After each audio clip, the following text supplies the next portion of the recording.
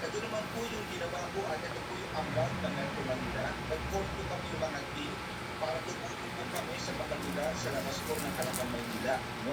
So makikita po natin dito, kulang-kulang 58 teams ang binubuo ng mga NGOs ng Metro Manila. Ito yung mga medical frontliners para po ipadala sa mga kapitbahay po namin probinsya.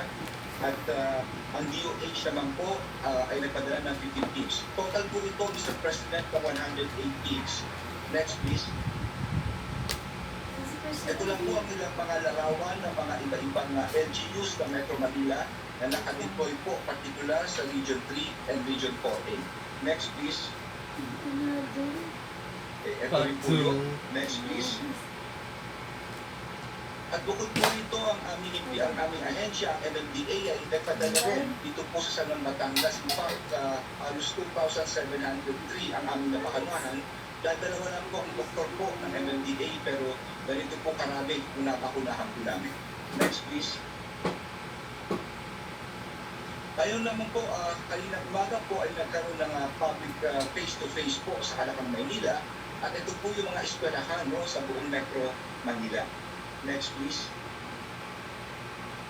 Kung makikita po natin, mga Pangulo, ay talagang ito po'y maingat. At least makikita po ng mga kababayan natin dito, ang mga larawan, na ito po'y may distansya. At makikita natin sa larawan na kinukuha po ang temperatura ng mga bata bago pumasok. At hindi lamang yun, may ibang may mga barriers pa. Next, please. Ayan, at meron pang hugasan ng kamay. Ayan po sa ibaba na larawan ay kinukunan po ng temperatura ang mga bata. Talaga po may mga protocols, no?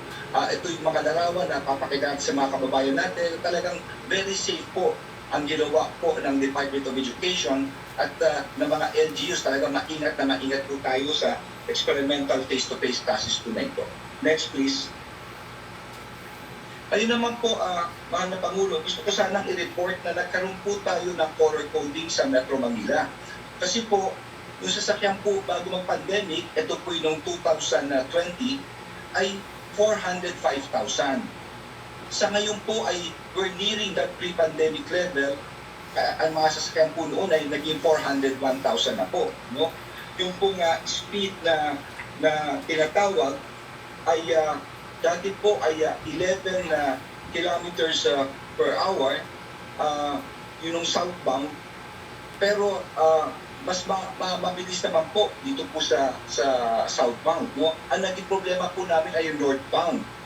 Kaya ang ginawa po namin, imbis na po ipagbawal namin ang sasakyan sa buong isang araw, tinignan na lang namin po kung ano yung tinatawag nating peak hours. No? Yung pong peak hours ay 5 to 8 sa hapon at 7 to 9 or 7 to 9 sa umaga. So, sa kadahilanan po, Mr. President, na halos karamihan sa kababayan natin ay iisa lamang na sasakyan, mas minabuti namin na ibis ipagbawal ito buong araw dahil kawawa naman po sila sasakay pa ng public transport na sa ngayon ay 70% ang capacity at di pa po normal. Mas minabuti na lang po ng MMDA na subukan po muna namin ang color coding na kung saan ay 5 to 8 ng hapon po ay bawal po, no, yung certain na mga plaka. Yung number 1 and 2, bawal na Lunes. Yung number 3 and 4, bawal na Martes. 5 and 6, Wednesday. 7 and 8, Thursday. And 9 and 0 po sa Friday. So, yun lang po. From 5 o'clock to 8 o'clock ang bawal. Ito po yung pinagawa ko study. Nagsimula po ito noong December 1. Tapos ginawa po namin ito, no? Itong study nito. Kita nyo po sa graph, December 3. Yung pong asul ay yung dati, no? Pero nakita nyo, bumilis po sa red, no? Next, please. Yan po, if makikita po natin sa data na ito, ang travel speed has indeed improved in some identified critical areas along EDSA. For instance po, no, from C. Jose to Ortigas Avenue, from being a congested area during peak hours, it has now become a manageable traffic area. The same is also true with Katipunan to Bilang-Awa. Kaya po sa EDSA, masasabi po natin, remarkable 89% increase in travel speed as we recorded. No? Ginawa lang po namin itong study na ito in 3 days, pero baka magbago pa po yan. Pinapamonitor ko po ito halos every other day, mahal na Pangulo. Yun lang po ang re-report ko. Salamat po. Salamat, Chairman Abalos. Pwede ka nang mag-uwi siguro kasi nag-isa ka na lang dyan sa street. Thank you. po. Thank you. Then we can proceed with you, Vince. Update sa vaccination. Opo. Magandang gabi po, Mr. President, Senator Bong, ES, and our fellow cabinet members. Very short lang po ito. I will just build on the presentations of Secretary Duque and Secretary Anyo just to report on the national vaccination days, which while we're waiting for the slides po ni Secretary Galvez, it was a huge success, and we want to really honor and thank all the people that worked so hard, Mr. President, to make it a resounding success, especially our healthcare workers. From the national government, from the LGUs, from the private sector who really worked together to make this happen. Alam niyo po, ito po yung pinakamalaking challenge natin nung tayo'y nag-organize at nagpaplano nitong National Vaccination Days, and it continues to be a challenge yung pong personnel natin. Pero dahil po nagtulong-tulong lahat, we were very, very successful, and we hope and pray we can replicate this success to the next round next week. Slides, please. Mabilis lang po ito, Mr. President. Mr. President, it also is, I think, very important to note that I think our kababayans also deserve a lot of credit because they really came in droves, Mayor, noong pong November 29 to December 1. Ang dami po talagang nagpuntang mga kababayan natin. Dala na rin siguro, Mayor, nung inyong mga panawagan sa kanila na magpabakuna. At siguro kasama na rin po nung medyo kinakabahan po sila dahil sa variant. At napaka-importante po talaga gaya ng sinabi ni Father Nick kanina na itong Omicron na ito, hahanapin yung hindi bakunado. So para sa ating mga kababayan na hindi pa bakunado, kailangan alam po nila yon. Dahil sila po ang hahanapin ng bagong variant. Kaya dapat po magbabakuna na sila. Quickly, so just to summarize our results, roughly 8.1 million doses were administered in 3 days, Mr. President, 90% of our target 9 million doses. However, since we expanded and lengthened the days, umabot po tayo ng 10.1 million in 5 days, which is our highest average. Tumaas po ang capacity ng mga LGUs natin, 7 po ang nag-surpass na kanilang target, while 6 regions achieved more than 70%. Napakalaking bagay na po yun, sabi nga po ni Sen. Anyo. And these are our numbers for day 1, day 2, day 3. At dahil po doon, Mr. President, umangat po tayo meron pong data ngayon, globally. Sino bang mga bansa na pinakamadami ang na-job sa loob ng isang araw? At tayo po ay number 4 globally, Mr. President. Nauna po ang China, single day, India, United States, at tayo na po, Pilipinas, with 2.8 million jobs in 1 day. At next slide please. At kung i-adjust po natin, Mr. President, makikita po natin sa our world in data, kung i-adjust po natin yung ating nagawang jobs nung last 7 days, starting from December 1, looking at countries with population na mahigit 100 milyon, tayo po, resoundingly, ay number 1. 1.42 per 100 population. Pangalawa po ang Thailand, 0.68. Pangatlo po ang China, 0.59. Pang-apat po ang India, 0.53. Ang Indonesia po, 0.4. At ang United States, 0.21. Kaya po, Mr. President, I think each and every Filipino needs to be proud dito sa nagawa po natin itong nakaraang linggo. At kaya nga po sabi po ni Father Nick kanina, pinagmamayabang po niya ang na-accomplish ng Pilipinas. At salamat po sa inyo at sa inyong leadership at sa ating mga kawani ng gobyerno at sa lahat ng ating healthcare workers. Finally po, Mr. President, next slide please. Ito nga po, ito pinakamataas nating daily job, 2 million jobs on average nung last week, 5 araw last week, with 2.7, almost 2.5, 2.88, almost 2.9 million December 1, and then 1.2, and then 975,000. So 2 million average po yan, Mr. President. And we feel very strongly na with the help of everyone, kaya po natin ulitin to sa susunod na linggo. And finally po, last slide na lang po, ito po ang mga padating na jobs based sa i-deliver po sa atin. Makakaabot pa po tayo before the end of the year ng additional 67 million doses. Kaya po salamat po kay Secretary Galvez, kay Secretary Duque at sa lahat po ng kawani ng ating gobyerno, lalo na ng DOH. Dahil po talagang hindi na po supply ang ating problema ngayon. Ngayon po ang challenge is as fast as possible mailagay po natin sa mga balikat ng ating mga kababayan ang lahat ng mga bakuna na makukuha po natin. Maraming salamat po, Mr. President. Thank you, Ben. Maganda. Puro maganda ngayon ang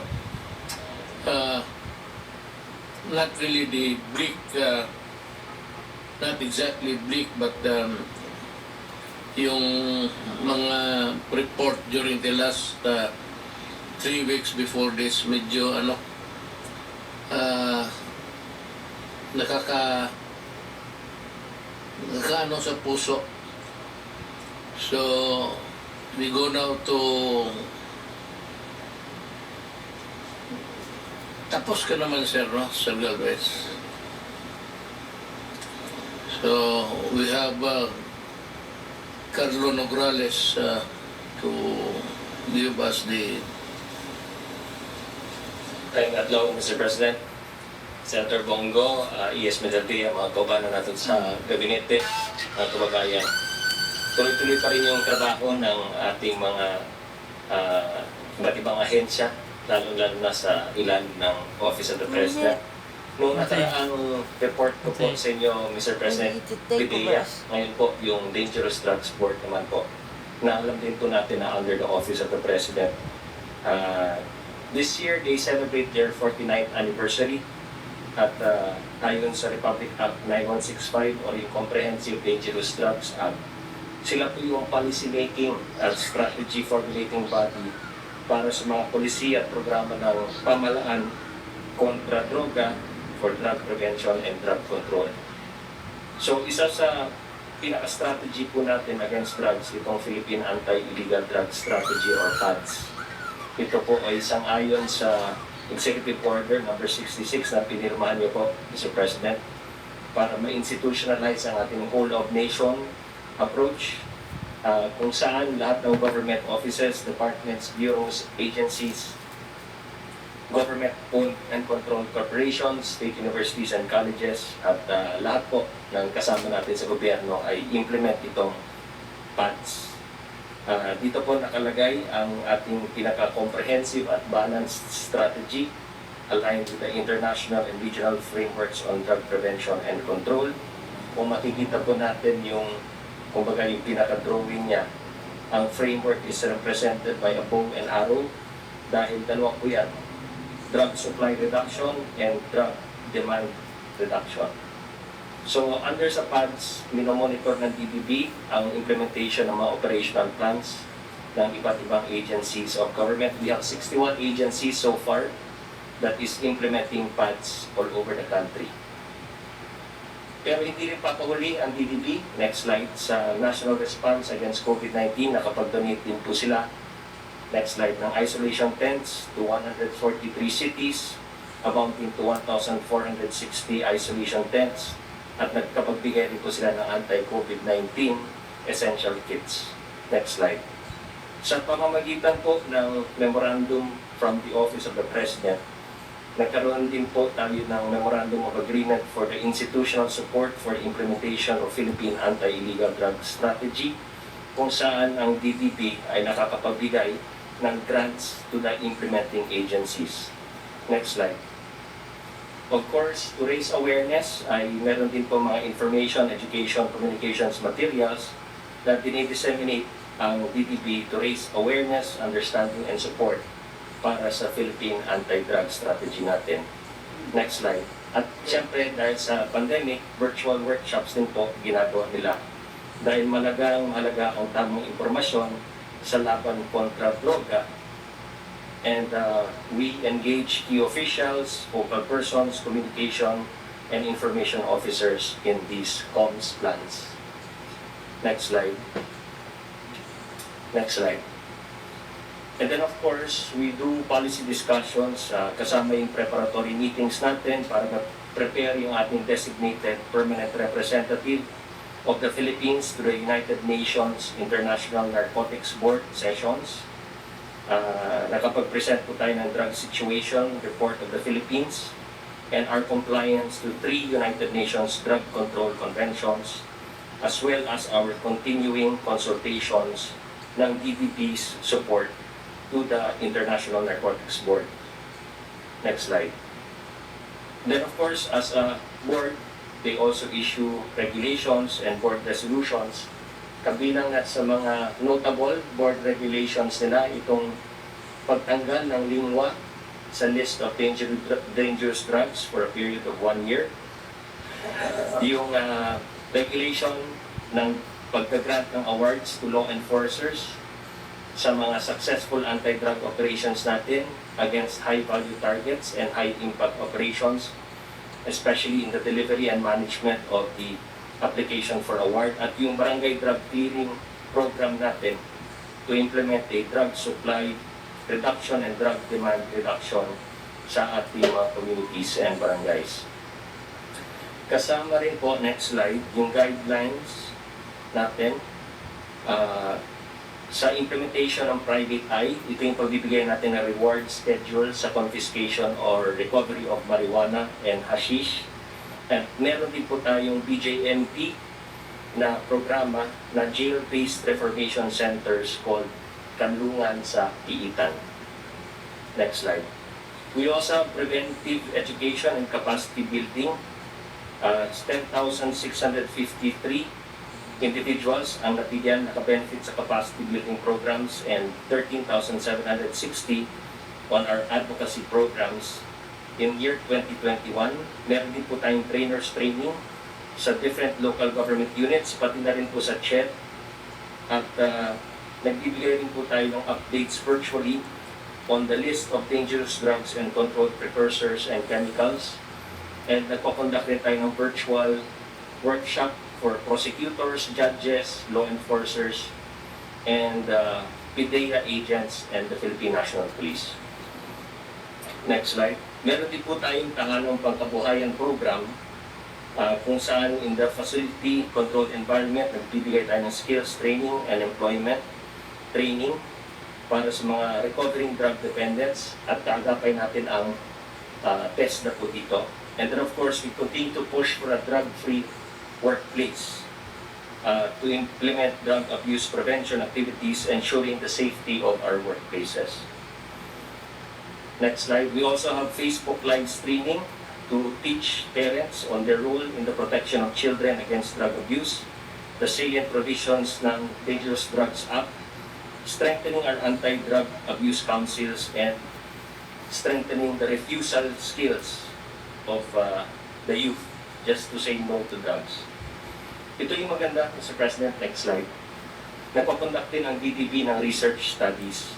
At ang isang magandang pag-aaral, pagsusuri at study na ginawa po nila, itong 2019 National Household Survey on the Patterns and Trends of Drug Abuse. Ayon sa National Household Survey na ito, ang current users ng drugs natin is 1.67 million. 1.67 million. Age 10 to 69 na current users of drugs. This is much, much lower than the global estimates noong 2018 na 5.3%. Dahil sa atin, sa 1.67 million, nasa 2% na lang tayo. And if you compare this to the lifetime user prevalence rate na 5.8%.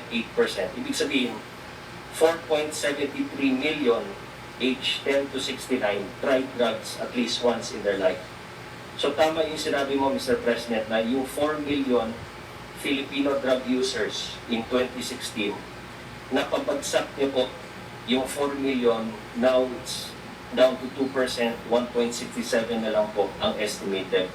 So this shows the success of the government's anti-drug programs, and it indicates, in fact, the survey shows a high public awareness and approval ng government's anti-drug campaign.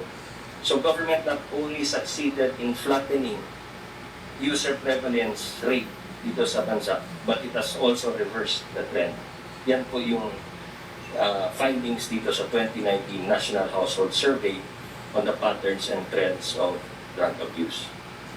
So, marami pong mga pagsusuri at pag-aaral na ginagawa ang DDP, and patuloy rin ang pagbigay nila ng support sa ating Department of Health, sa mga treatment and rehabilitation centers natin across the country, and even the profiling of the drug users. Next slide. In fact, nagbibigay rin po sila ng tulong sa mga drug abuse treatment and rehab centers natin and community-based treatment and rehab facilities nationwide. As of September 30, 2021, there are a total of 74 accredited drug abuse treatment and rehab centers all over the country. So patuloy po ang pagserbisyo publiko ng DDB, bagamat may kinakaharap tayong pandemya.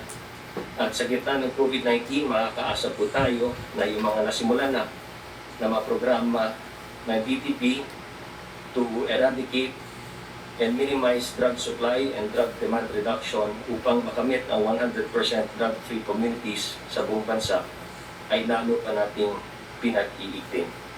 So Mr. President, meron po silang short video presentation to show the people yung ginagawa ng accomplishments ng Dangerous Drugs Board.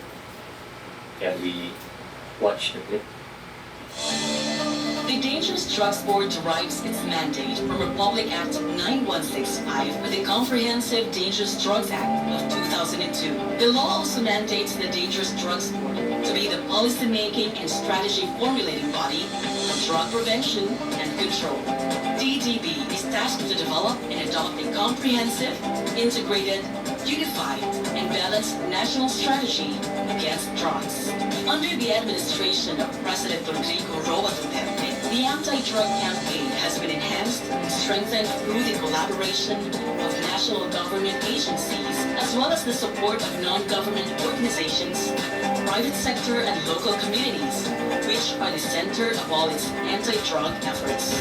This whole-of-nation approach in the fight against illegal drugs is anchored in the Philippine Anti-Illegal Drug Strategy, or PADS. Agencies of the government have been contributing to the realization of a drug-free Philippines through the implementation of programs defined as supply reduction efforts, coupled with comprehensive demand reduction initiatives and supported by strong international ties. Drug supply reduction aims to take away drugs from the public and cut the supply through alternative development.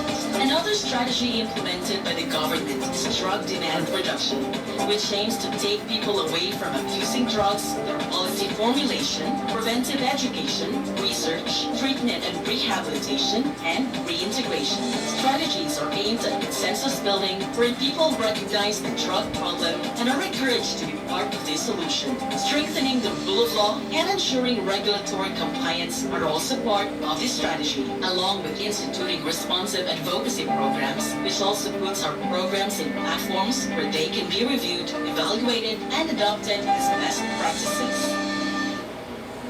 Thank you, Mr. President. Thank you. Secretary Granes, that your visa winds up the program for tonight. I declare this meeting adjourned.